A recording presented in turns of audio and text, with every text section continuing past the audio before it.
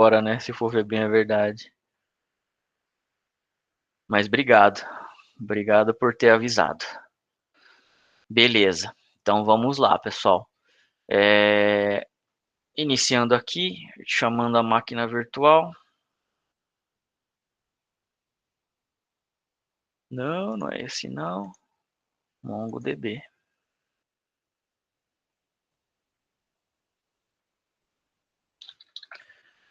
User. Aqui, pessoal, a única coisa que eu fiz foi habilitar a área de trabalho remota do Windows, tá? Eu estou utilizando a mesma máquina virtual que vocês viram lá as aulas passadas. É uma máquina lá no Oracle VirtualBox, tá? A mesma coisa, não muda nada, tá? Só que aqui eu estou dentro desse cara aqui, ó, da área de trabalho remoto, tá? Bom, aqui, pessoal, a gente já tem o que? Instalado o Anaconda. Lembram-se dele?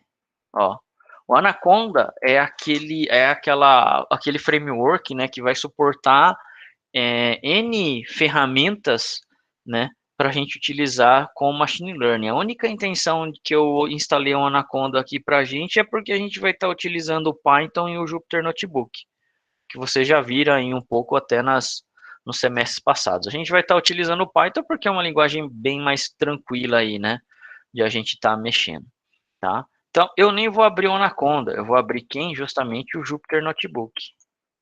Jupyter. Ó. E esse cara aqui. Para falar a verdade, não precisaria nem ser desse jeito, senão ele vai carregar todo mundo. Então, a gente pode fazer o quê? Abrir um CMD. Dentro de user aqui, ó, vou dar o Jupyter Notebook.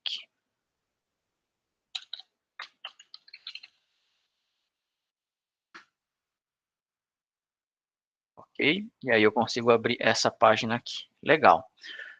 Que eu já vou estar dentro da própria pasta aqui do users, tá? Eu não tenho esses dois arquivos aqui na minha máquina virtual e a gente vai tentar fazer essa cópia, senão eu vou ter que fazer uma gamba de mandar por e-mail para chegar na minha máquina virtual. Acredito que dê certo.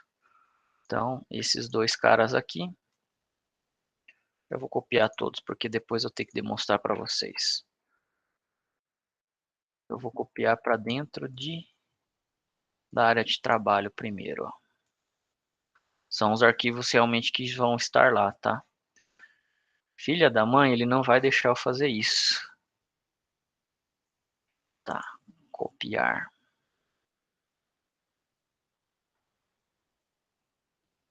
Colar. Ele não deixa arrastar, tá, pessoal? Mas o Ctrl C e o Ctrl V funciona. Legal. Então, resolveu o nosso problema. Vamos colocar dentro de C:\users, user, ó. Eu vou colocar aqui uma nova pasta, tá? Justamente só para a gente entrar ali, para não ficar tão poluído no Jupyter. Então, aula 07 hoje. Que aula que é hoje? Nossa!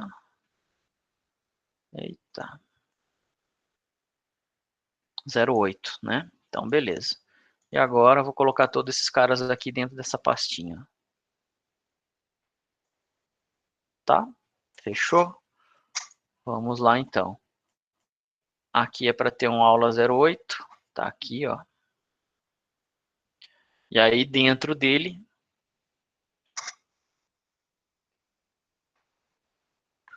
eu vou tentar maximizar o quanto eu conseguir aqui, pessoal, para vocês. Vamos ver se eu consigo assim. Beleza. Eu vou zerar aqui, ó, o nosso kernel. Clear all.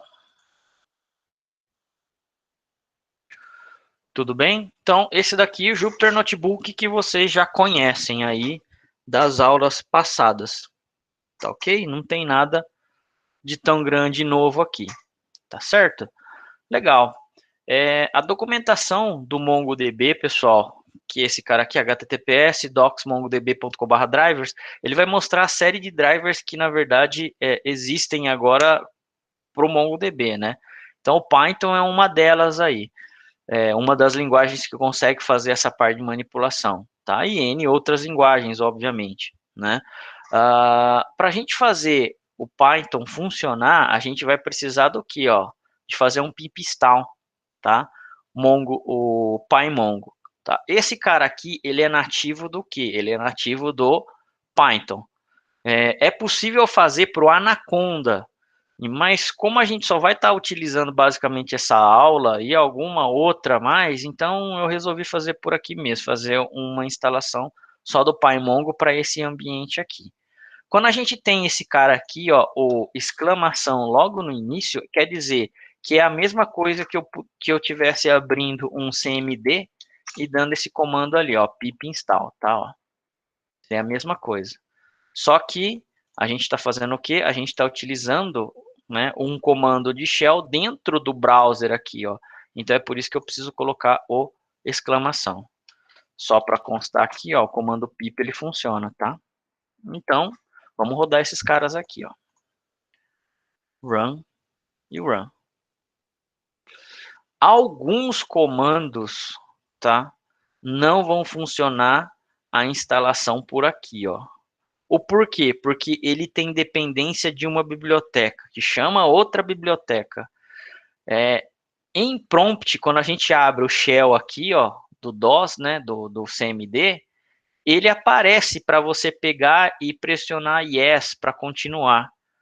Esse cara aqui, tá? O Jupyter Notebook não aparece se ele tiver dependência. Então vocês vão provavelmente enxergar ele travado, tá? Sem fazer nada. E aí você vai pensar, né? Opa, não deu certo a instalação.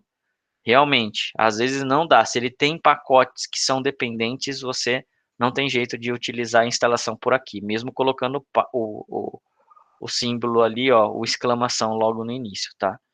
Por mais que ele simule que ele é um comando de shell, às vezes não dá certo. Então aí você é obrigado a pegar, abrir o shell mesmo aqui como a gente está fazendo com o CMD e dar o pip install e aí o nome do seu pacote que você quer instalar. Tá bom?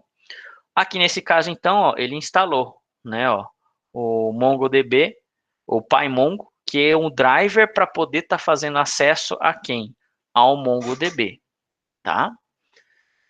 From PyMongo import MongoDB client, aqui é o MongoDB, o cliente do MongoDB que vai estar se conectando aonde?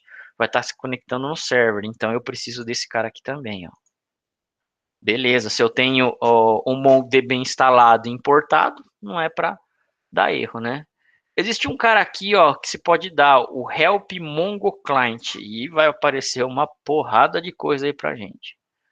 Então, ó, tudo isso daqui é referente ao quê? Ó, a help, tá, do MongoDB client, como você pode usar. Inclusive, é muito aconselhado você utilizar o try except, ó, certo? Try except é utilizado aonde? Nas partes de linguagem de programação, quando você está construindo rotinas, tá? É necessário você tratar o erro. Então, o try except faz isso, correto? Ele vai falar aqui em domínio Unix, como você tem que pegar e colocar, né? Ele vai falar para Windows, né, ó, from pymongo.erros import, aí a parte do erros do MongoDB, ele vai dar alguns exemplos de código aqui, ó.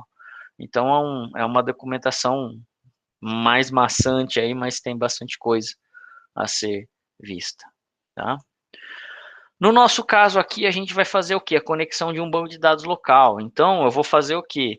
Criar uma variável com de connection, né? Ó, Mongo Client localhost 27017. A gente tem o MongoDB instalado nessa máquina, correto? Beleza. Então, se ele está nessa máquina, a gente pode estar colocando como localhost, tá? E isso daí é a conexão com o nosso banco. Ó. Beleza, conectou. Vamos testar a conexão criada com ponto teste. Tá, ó. Ele mostra aqui agora, né, qual realmente foi o retorno, né, desse teste. Ó, no localhost, certo? Ele está conectado em teste. Tá? Legal. Quais são os bancos disponíveis, esse cara aqui, ó. Esse cara, se não me engano, eu acho que ele trocou de versão. Mas aqui funcionou. Os bancos disponíveis são o admin e o config, tá? Exemplo 2 e local. Então, esses daqui são os bancos que a gente tem no nosso MongoDB, né, local. Como que eu vejo isso? Aí é só a gente abrindo realmente a nossa ferramenta do Mongo para administração, né, que a gente pode estar vendo isso. Ó. Exemplo 2, config, local e admin. São as nossas bases de dados dentro do MongoDB. Cara, eu tô encasquetado por que esse zoom não tá funcionando, hein? Animate zoom, draw, break. Por que o Ctrl 1 não tá funcionando? Tá. Agora sim. Não tá configurado direito. Então, fechou. Beleza? Aqui, então, ó, a gente tem o admin, o local, config exemplo 2. Lá, no nosso código, mesma coisa. Opa, cadê o nosso que ele testou pra gente? Aqui, ó. Admin, config exemplo 2 local. São esses bancos que a gente tem. Então, quer dizer, se eu já conseguir fazer a listagem das bases de dados do meu servidor local do Mongo, quer dizer que está realmente conectando, está certinho. Tranquilos, né? Bem fácil de fazer essa parte, bem padrão mesmo. Aqui a gente não tem muita coisa que mudar. Agora, a gente vai criar o quê? Uma conexão de um banco de dados, né? Ó, db igual a com.empresa. Este comando é utilizado para se conectar ou criar uma base de dados. A gente não tem uma base de dados chamada empresa, né? Ó. Então, dessa forma aí, ó, db igual a com.empresa, a gente já cria a nossa base de dados. Tá? Lembram-se daquela características on the fly do MongoDB? Certo? Deu o comando, ele já está fazendo. Então, é isso daí, ó. Já está criando, não tem nada de create database. Ele já usa, já tenta usar. Não existe? Então cria. Ele mesmo já faz isso daí, ó. Então, beleza, ó. Verificando um nome de banco de dados, né, que a gente está conectado, ó, já estamos em empresa, tá? Verificando as coleções, por enquanto não vai ter nenhuma. Lembrem-se que a coleção é como se fosse a sua tabela, né? A gente não fez nenhuma inserção de dados ainda, então provavelmente vai mostrar 0. Aí, ó, mostrou nada, na verdade. E agora, aqui a gente já começa a fazer o quê? Criar um documento. Lembram-se desse documento? Documento do tipo JSON. No Python, todas as chaves precisam ser strings. Vocês lembram que a gente tem aquele conceito de chave e valor em dicionário?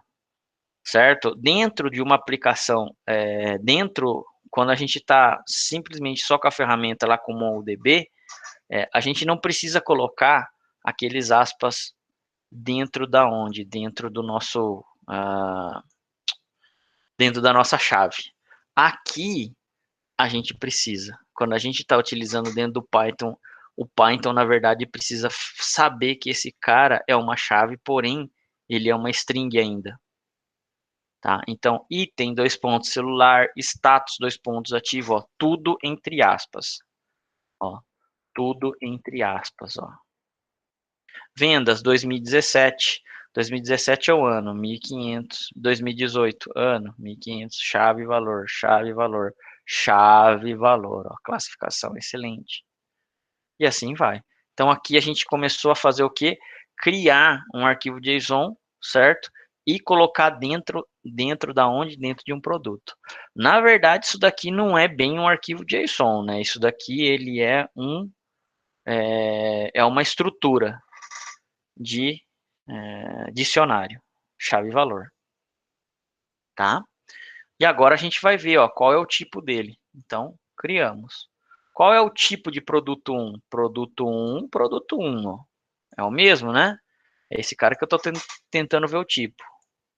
Dict, aqui, ó, de dictionary, tá? Então, isso daqui, o arquivo JSON, beleza, ele é muito parecido com quem? Com um dicionário, né, ó. Quando eu tenho chave, eu tenho os valores, chave, valor, está separado por 2 pontos. Quando eu tenho mais de um valor, ó, eu tenho que criar uma outra chave, valor, que vai fazer com que seja guardado esses dados aí. Tá ok? Bom, criação de coleção. Collect underline exemplo igual a db.produto. Então, a gente já está fazendo o quê? Fazendo a criação de uma coleção na hora. Não tenho meu cadastro de produto, então estou fazendo agora ó, fazendo a criação dessa minha tabela, vamos dizer assim. Tá? Então, vamos lá, ó. Colocamos nessa variável dbprodutos recebe collect exemplo. Bom, se esse cara aqui, ó, tá recebendo um db.produtos, esse comando aqui é o comando realmente de criação. E agora, collect exemplo.insert1, que é o comando que eu tenho, não é? Para fazer inserção de um registro dentro de uma tabela Mongo. Legal. Quem eu quero fazer a inserção? Produto 1. Bom, quem é produto 1? Esse cara aqui, ó.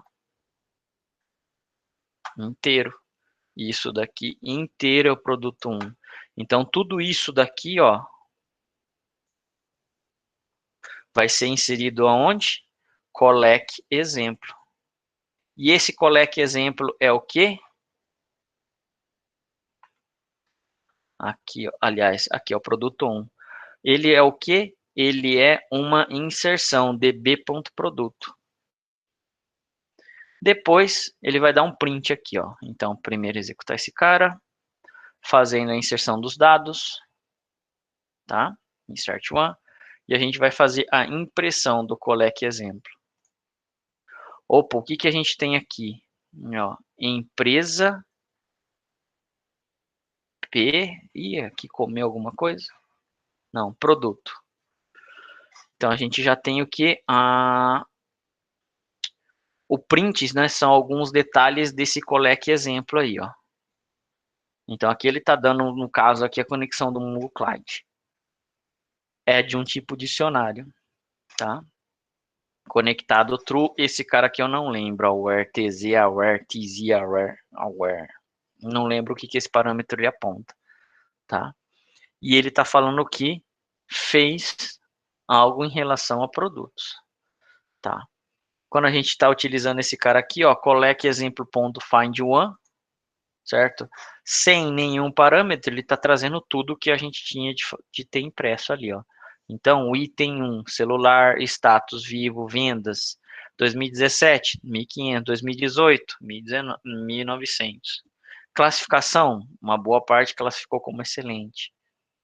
O valor dele, R$ 1.900, tá? Estoque, eu tenho no galpão a quantidade de 99. Beleza. Acabamos de fazer o quê? Agora realmente uma inserção, né? Depois da inserção, eu quis encontrar esse registro, então, ponto find one. Tá ok?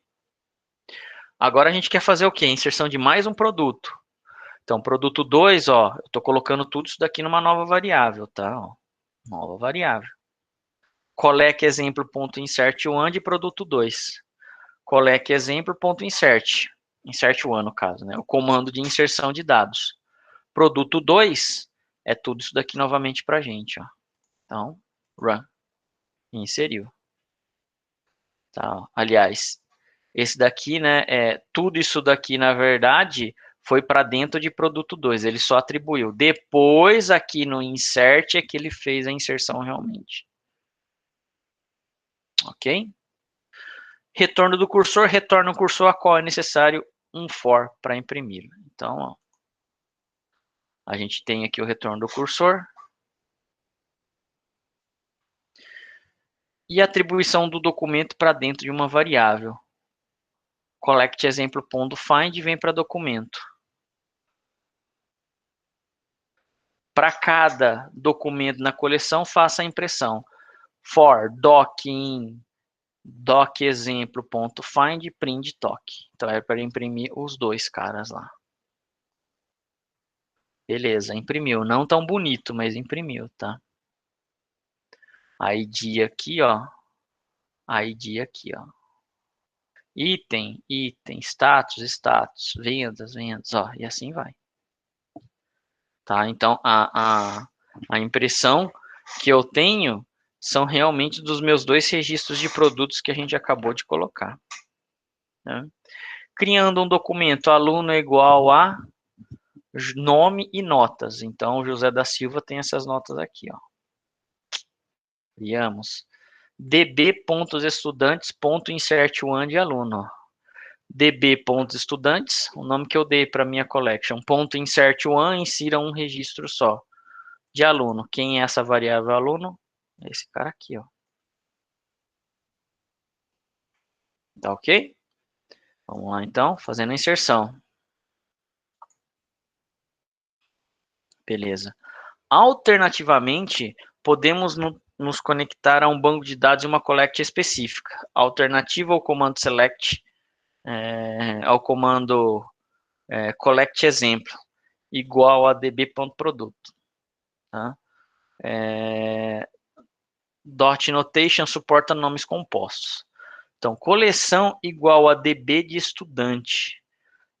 Eu, pelo menos, não vejo muita aplicação dessa forma, mas é uma outra forma de a gente poder estar fazendo essa denotação aqui.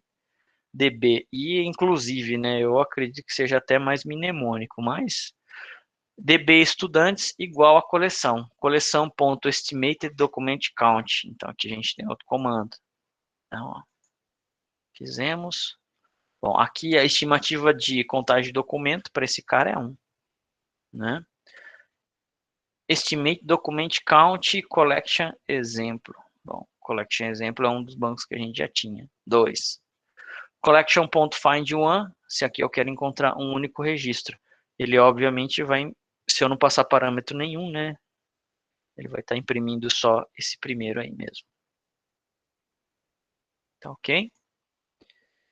Bom, por que ele imprimiu só esse daqui, né? Ó? For in.collectionFind print. E o outro, quando a gente utiliza também o for, ó, for doc in collect exemplo.find print doc, ele imprimiu todos.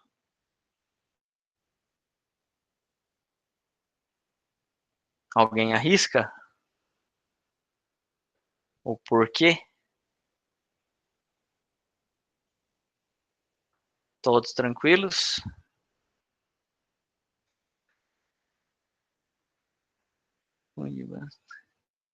Coleção diferente?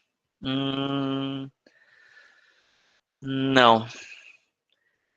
Mesmo que seja coleção diferente, eu tenho mais de um registro nesse cara aqui, ó, se não me engano, no aluno, não tem? Nos itens aqui eu tenho, agora no aluno, só vou ter um ainda, né? Mas vamos lá. Aqui não vai dar certo porque eu já passei. Mas vamos lá, vamos tentar. Aluno 2. É o seguinte, mais e mais.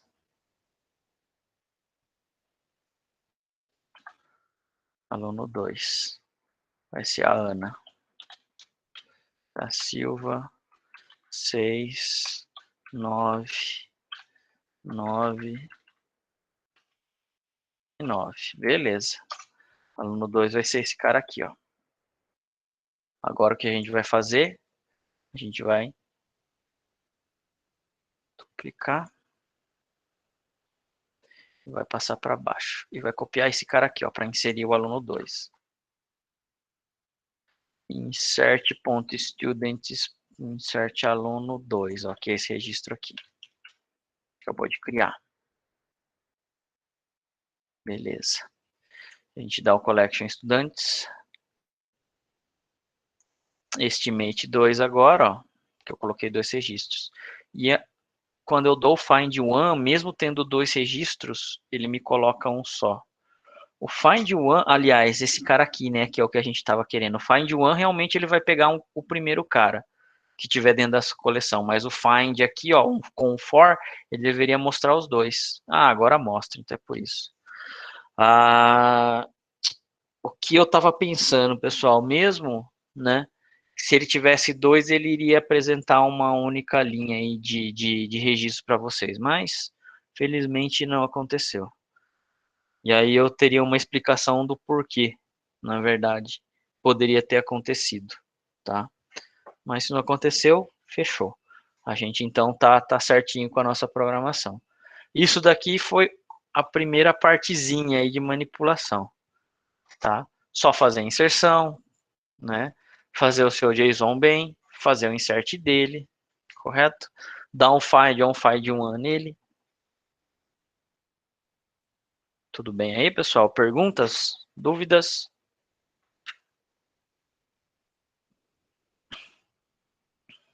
É isso aí, Vitor. Apareceu lá no for porque só teve uma única inserção, tá certo. Beleza. Bom, então a gente manipulou um pouco desses dados aí. Tem um outro exemplo de um arquivo, ele também não é tão grande, tá? Então, vamos lá. Shutdown esse cara. Dá um restart e eu vou fechar esse cara aqui. Abrindo o 2. Então, vamos lá. Vou limpar aqui, ó. Restart and clear output. Mesma coisa, vou fazer a importação do MongoDB, driver da minha base, né, ó, do Mongo Client, fazendo a conexão, correto? Cliente através do Mongo Client, especificando uma conexão de banco já, ó, db igual a client.mongotest. Isso daí já seria uma definição de qual banco a gente vai estar sempre agindo. Beleza? Mostrando a conexão atual, PyMongoTest. PyMongoTest. Tudo bem aí? Legal. Agora o que a gente vai fazer? Um dicionário de chave-valor. Post igual a db.post. Post data igual a aqui, ó. Esse cara aqui. Tá mais fácil, né, pra gente. Title, Python MongoDB, Content, Python Fan, you guys, Author Scott. Beleza. Então vamos lá, ó. A gente tem esse dicionário que está colocado dentro de post data ali, ó, agora. Se a gente for mostrar o conteúdo dele, post data, ó, ele é um único carinha aí. Legal. Post.insert one de post data. O post data é o nosso dicionário que tem os dados, né, ó. Result igual a post.insert one post data. Então, ele fez. Print post one de 0, format result insert id. Lembrem-se, aqui, ó. Esse daqui ainda não, mas o que que eu queria aqui, ó? O primeiro post, certo? Qual foi o identificação, o ID de identificação, certo? Foi esse cara aqui, ó. Format.resultInserted.id. Essa função, então, trouxe, tá? Nesse cara aqui, ó. Trouxe o resultado, vamos dizer assim, o retorno. Tudo bem? Isso é legal para quê? Se você tiver, na verdade, fazendo uma pesquisa com essa chave em outros lugares, você consegue pegar e resgatar esse cara aí para você. Beleza? Bom, inserindo vários documentos de uma vez, aqui a gente já pode fazer então ó, post 1, post 2, post 3. Cada um deles tem o quê? Tem dados diferentes, correto? E agora a gente tem aqui, ó, new result igual a post.insertMany de post 1, post 2, post 3. Aqui eu tenho os 3 posts aqui, ó, tá sendo colocados enfileirados, né? Utilizando o post insert. Post insert many. Beleza aí, pessoal? Perguntas? Tranquilos? Fechar. Print, multiply posts E aí eu vou ter o quê? Uma variável aqui que vai ser substituída por isso daqui, ó. Format new result insert IDs. Então, vamos lá. Beleza. Multiply por posts. Aí eu vou ter o quê, ó? Para cada um dos posts que a gente fez, eu tenho o quê? Um ID aqui, ó. Esse é o meu retorno da inclusão. Tem um ID diferente para cada um deles. Ok? Bom, se eu quero recuperar algum documento, né, mais específico, a gente pode estar utilizando essa fórmula aqui, ó, billPosts igual, ó, billPosts é uma variável, post.findOne, legal, isso daqui que é o comando, ó, de autor bill. Então aqui, ó, é o parâmetro que ele está passando, certo? Então vamos lá, ó. Depois ele está dando o quê? Um print nesse cara aqui, da billPosts. Aí ele achou. O autor que seja igual a Bill no find one, ó, tem esse cara aqui. Então isso daqui já é um indício de consulta, né? Ó. Vocês já podem utilizar, né? O método find retorna um cursor Scott post igual a post.finder de author Scott. Print Scott port posts. Pera, professor, tá me ouvindo? Tô ouvindo. Poderia repetir a parte do ID Object ID ali rapidinho? Eu não entendi. Essa linha aqui, Isso, recuperando os documentos, aí o mesmo. que acontece? A gente viu que sempre quando a gente dá um insert no MongoDB, ele já gera um ID para a gente automático, né? Se a gente não especifica o underline ID, ele vai lá e gera para a gente. Legal. Quando a gente está no MongoDB, é fácil a gente consultar. Se a gente vem aqui, ó, né, e vou dar um F5 aqui, ó, vamos dar o refresh. Ó, a gente tem esse cara aqui, o empresa, tem o collections, ó, produtos estudantes, view documents. Ó, vocês estão vendo que aqui, ó, é fácil a gente enxergar o ID criado, correto? Ó, o Object ID está aqui, ó, o Object ID está aqui. Agora, quando a gente tem na aplicação, que é esse caso aqui, ó, o que acontece? Ué, cadê meu... Ele está lá na máquina virtual. O que acontece? Eu não tenho, ó, o cliente aqui, ele vai mandar o quê? Ele vai mandar escrever isso, mas ele não tem o retorno do ID que ele fez. Se eu tivesse, por exemplo, que fazer uma inserção em uma consulta desse próprio cara, certo? Eu teria que ter o retorno do ID para isso acontecer. Pelo menos seria uma das consultas mais inteligentes, né? Por ser único, vamos dizer assim, dentro da sua massa de dados. Então, isso daqui o que a gente está fazendo, né? Ó, quando a gente dá o results.pulseInsertMany, né? E a gente faz aqui, ó, a impressão, certo? De todos os novos, os IDs das inserções, que foram esses casos aqui, ó. Cada um desse, então, o post 1 gerou esse object ID aqui, ó. O post 2 gerou esse object ID aqui, ó. E o post 3 gerou esse object ID. Certo? Com isso, a gente consegue aproveitar, se a gente quiser, logicamente, né? Mas a gente consegue já verificar qual é o ID que a aplicação do MongoDB, que o banco de dados do MongoDB gerou para a gente. Tá? Então, é essa a intenção, você saber realmente do objeto. Assim, lógico que o ser humano em si não vai usar muito essa chave, né? Essa chave é imensa, né? Então, o ser humano em si, ele não utiliza. Só que para a máquina, para o meu software, isso é uma chave o quê? Exclusiva e única. Ela não vai se repetir dentro do seu banco de dados inteiro. Tá? Então, utilizando desse artifício, a gente tem esse código aí, ó, para a gente conseguir, né? Os objects IDs que foram necessários aí. Ok? Bom, bills underline post igual a post find one. Aqui a gente encontrou. Scott's pots igual a pots.find de autor Scott. Então, aqui ó, são os dados para a gente poder achar quem é esse Scott.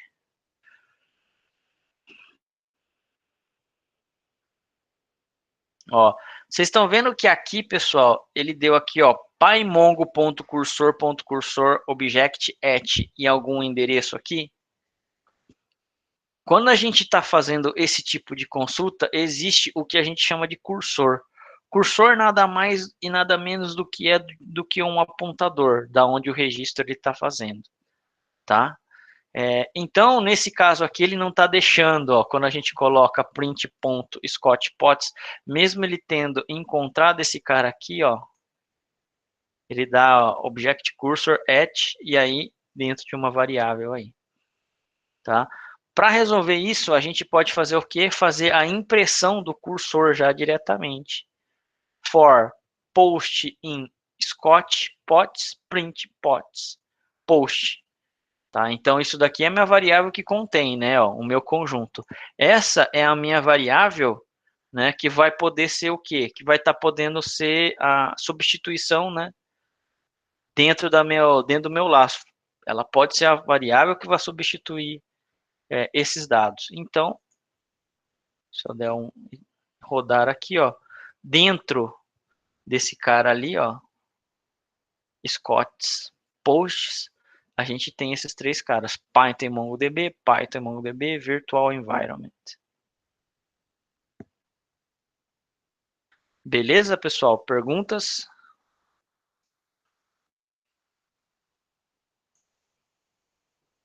Tranquilos?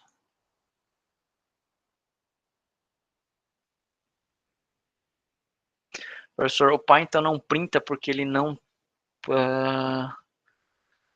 interpreta aquele objeto? Agora é uma pergunta que você fez que é difícil. No caso, ô Vitor, ele não consegue interpretar qual objeto? O dicionário, você diz? Eu acho que é aquela parte do cursor que a gente tinha comentado, né? O cursor é um apontador de registro, vamos dizer assim. Então, se a gente pegar aqui no Excel, que é o melhor software para representar memória. Tem um site que eu estou estudando também, né?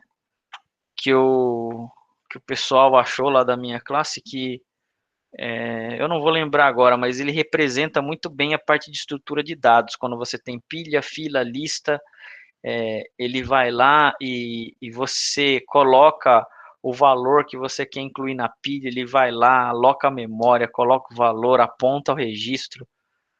Tudo feito em C, na verdade, né? A ilustração, obviamente, deve ter feito em outra coisa, mas o funcionamento é em C++. Cara, é muito 10 para você, na verdade, conseguir enxergar algumas coisas um pouco mais complexas, né? Hoje, recurso a gente tem bastante de visualização, né? Então, quando eu digo que o Excel é o melhor, na verdade não é. Dá para fazer coisa melhor aí. Mas vamos supor que isso daqui seja a nossa representação de memória. Tá? Ou isso daqui, quem está mais acostumado, eu acho que assim é melhor. A nossa memória é representada por isso daqui. Certo? Aí o que a gente tem aqui? Um cursor. Esse cursor vai ser representado por vai ter que ser representado pelo mouse mesmo. Então, o endereço aqui, 100F A, 100FB, 100FC, 100FD, 100FE. São A, B, C, D, E. 0, isso mesmo. F, E. Isso daqui em hexadecimal, o endereço da memória vai estar, né? Depois tem 101 FA, 102 FA e 103 FA. Beleza, ó, são endereços de memória diferentes. o nosso dado, ele está aqui dentro, ó. Ou seja, tem alguma coisa, né? Se no caso foi dicionário, vai ser o dicionário. Então, eu tenho aqui, ó, os meus dados. Dado 1, dado 2, dado 3, dado 4. Tá bom. Correto? O que o ponteiro faz? O ponteiro justamente é isso, ó, ele faz esse apontamento. A partir daqui para frente, você consegue fazer a leitura. A partir daqui para trás, não. O ponteiro é direcional. Certo? O ponteiro é o que acaba fazendo basicamente todas as operações que a gente tem dentro de uma base de dados. É ele que fica ali em alerta para que qualquer comando que você dê, ele vai lá e executa.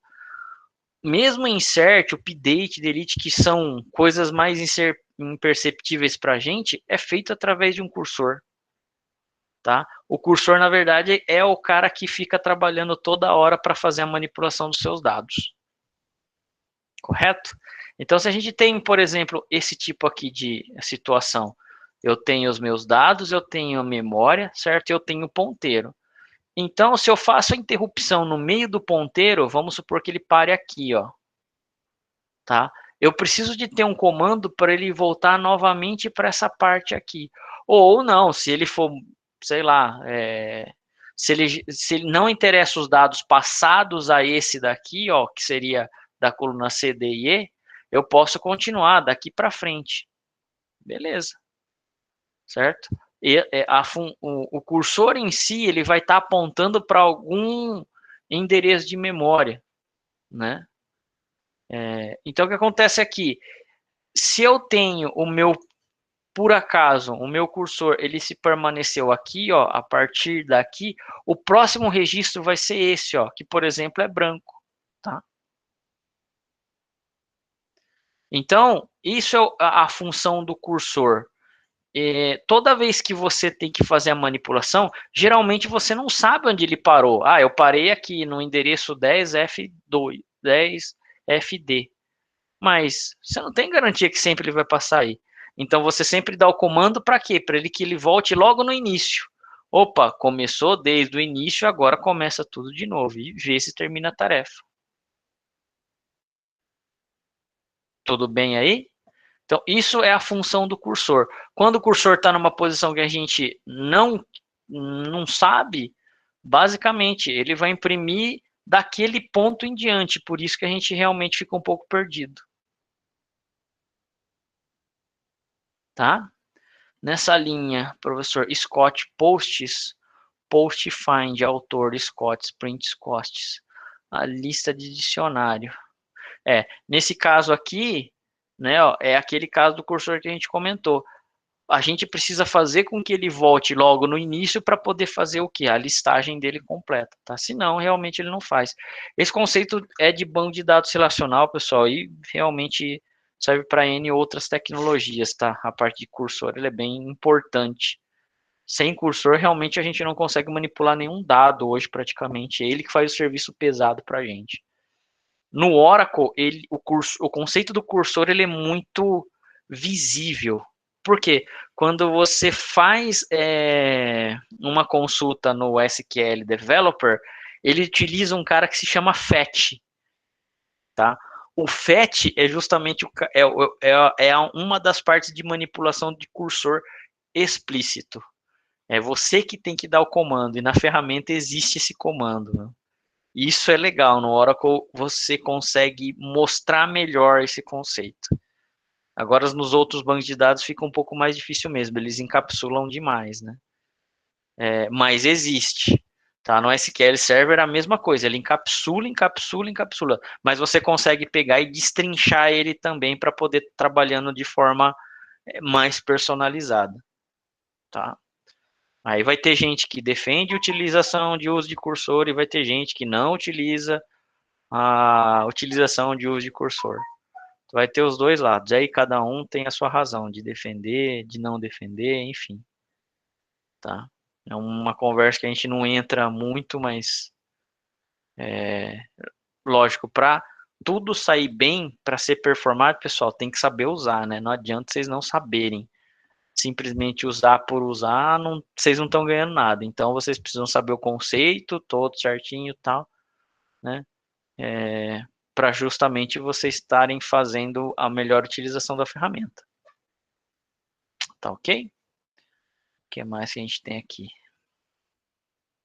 Beleza, fechou, Hugo. Bom, isso daqui então é a nossa manipulação dos nossos dados, tá? Esse foi um exemplinho aí básico.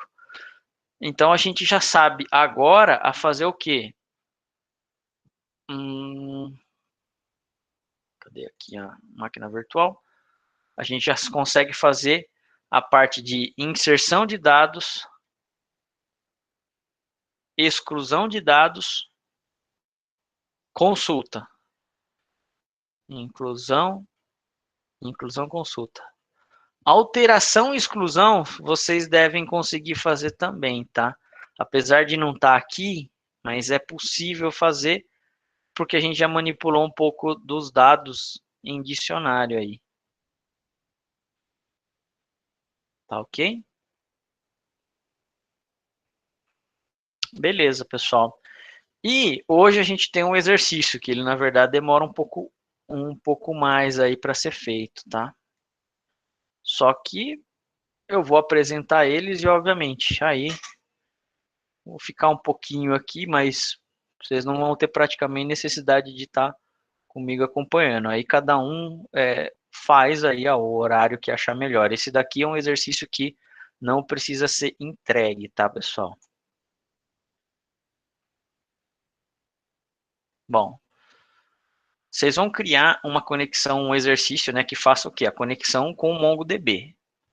Até aí, tranquilo, né? A gente viu que ele é bem fácil aí de estar sendo feita a conexão, certo? Lembram-se da prova daquele cara aqui, ó, do controle de fabricação de produtos? Esse cara, uma boa parte de vocês acertou. Acredito eu que uns 70% devem ter acertado ele por completo, tá? Então, eu já peguei ele justamente para dar uma facilitada.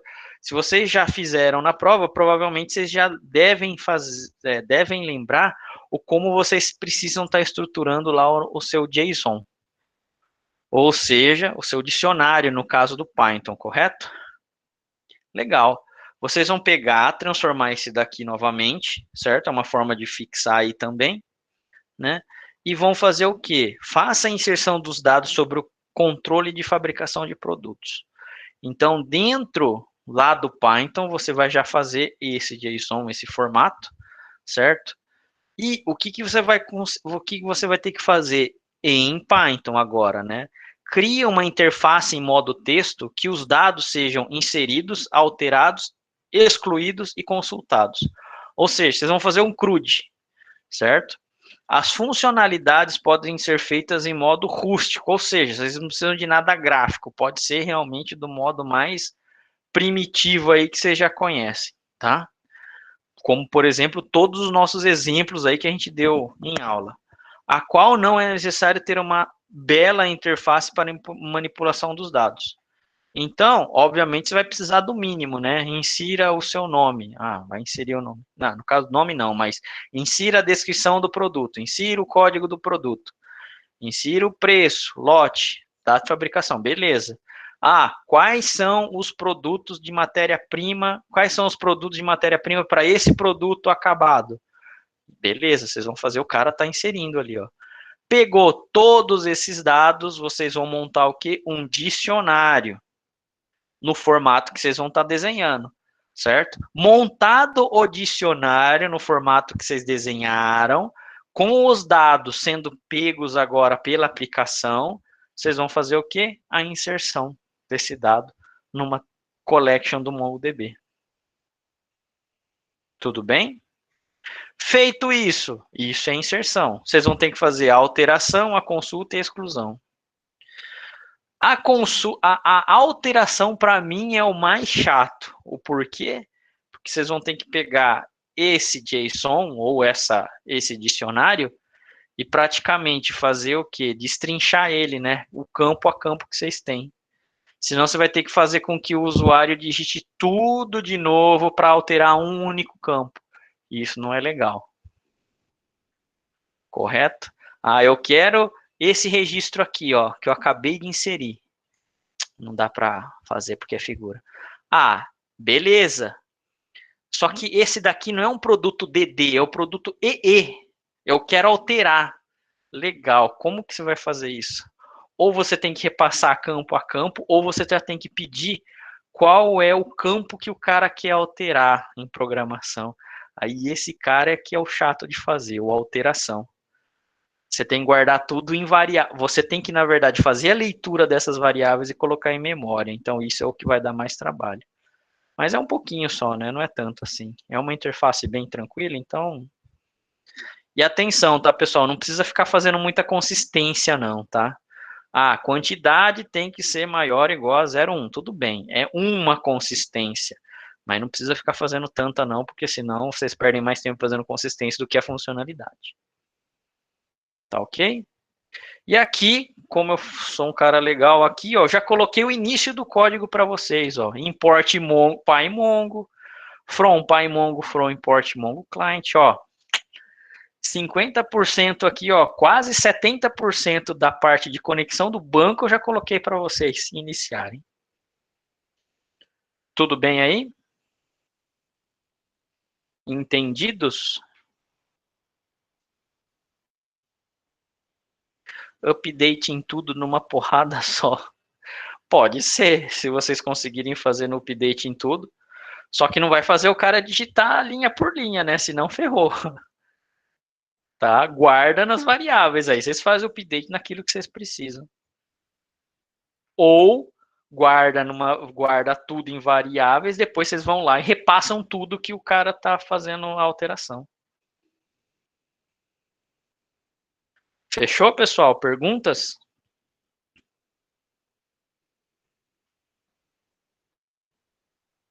Nenhuma dúvida? Ô, louco, tá todo mundo tranquilo então, né? Bom, pessoal, a aula de hoje era mais isso daí. Agora é realmente praticar. Não, não é para entregar hoje, tá? Vocês vão ter um trabalhinho aí. Mas é bom vocês estarem fazendo certinho tal para poder realmente treinar. Porque vocês vão precisar para isso daí depois. Tá? Então aí é um exercício só de crude praticamente, mas depois em aplicações mais pesadas, né, obviamente não vai ser só isso. Tá ok? Mas não é para entregar hoje. Isso daí é só para um treino. Faz parte da aula para vocês realmente treinarem os comandos, repetirem os comandos, tá? Fechado então. Pessoal, tranquilo. Se vocês não tiverem dúvida, eu posso estar encerrando a aula por aqui, certo? Vou ficar mais um pouco aí também. Amanhã é feriado, aproveitem para fazerem os trabalhos. Fechou? Eu acredito que seja só. Além do Jupyter Notebook, tem alguma outra ferramenta para fazer alguma interface no Python? Pessoal, tem bastante, tá? Quando vocês instalam o Anaconda, o Jupyter Notebook, ele é legal porque ele tem essa interface web, tá? Então, ajuda bastante, mas tem o Spider, tem o Charm, tem o PyCharm, tem a interface nativa mesmo, texto do Python. O problema é assim, tudo que vocês vão fazer, vocês vão precisar interpretar, né? Pelo menos, ao meu ver, né? O Jupyter Notebook, ele é o mais interativo. Como ele está na parte web, você consegue ir lá e fazer com que o usuário digite, sem problema nenhum. Ele consegue entrar com variável, tá? Então, tranquilo. Quem não tiver realmente o Anaconda instalado, pode usar o Colab aí do Google de vocês. Se vocês tiverem um Gmail, ou na própria conta acadêmica, que é um Gmail, né? Vocês podem pegar e utilizar isso daí. Tá? O Colab aí é tranquilo. É a mesma coisa que o Jupyter Notebook. Não vai mudar em nada, basicamente. Fechado, pessoal? Perguntas mais?